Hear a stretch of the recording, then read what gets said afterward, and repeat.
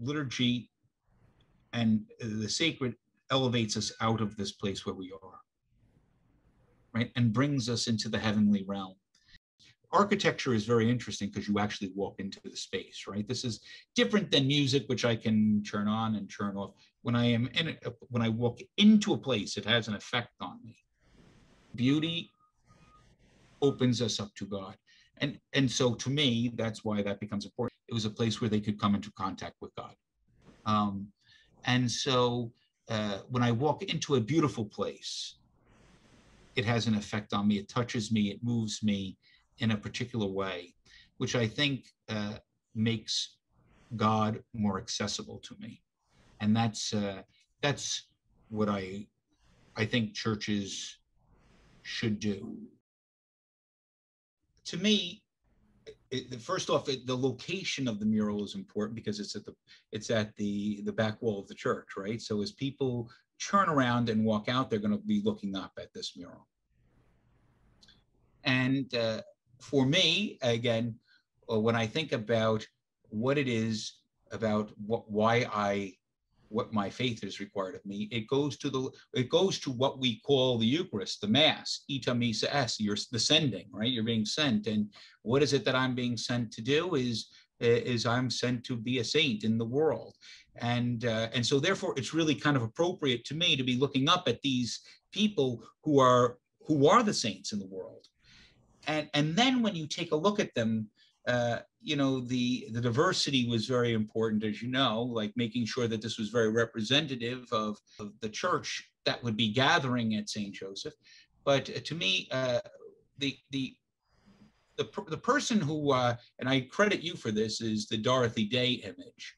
And it was the reason why to me the Dorothy Day image is important and it's hard to see actually a little bit because she's a young woman.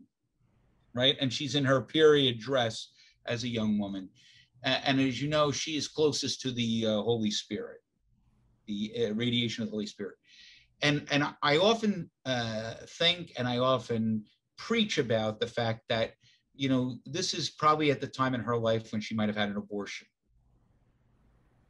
and certainly was maybe being promiscuous or difficulty in her life, and where many people might be sharing those experiences with her and think they are far from God, I wanted it to be represented that was when she was very close to God and God was making her a saint.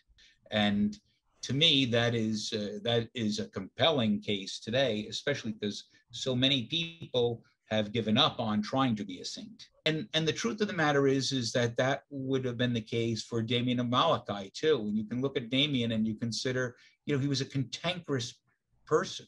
He did great good, but he was not perfect by any stretch of the imagination. He was difficult to work with. And so, as was Mother Cabrini, by the way. And, so when you look at these folks, it's a reminder that we're all called to be saints, and these are the people who are the models for us. And that was what was important to me.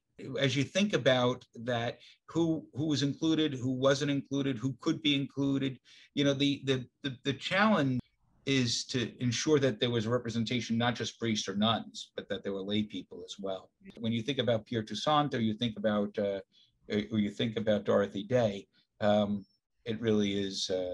It is precisely that they are us on this journey together, and it's very appropriate as I'm walking out of the church. It's appropriate that these saints are, as I go out into the street, this is what I'm really called to become.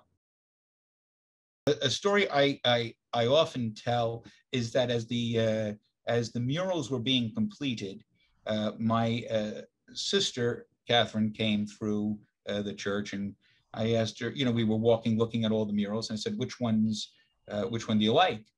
And when she got to Our Lady of Knock, she said, this is really so beautiful, Our Lady of Knock. And of course, because we're Irish, and so that's what she thought was most beautiful.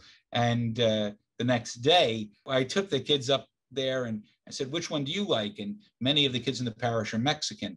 And they look up and they see Our Lady of Guadalupe and they said, she's the most beautiful. And I said, why do you say that? And one of the kids looks at me and says, she's the one I know. And that is the experience, I think, going into the church um, is that it creates a sense of home. And the thinking, of course, is that why in a church named for Joseph do you have so many Marian images? There's always room for Mary in Joseph's house. And so that's why I think all those depictions are quite beautiful.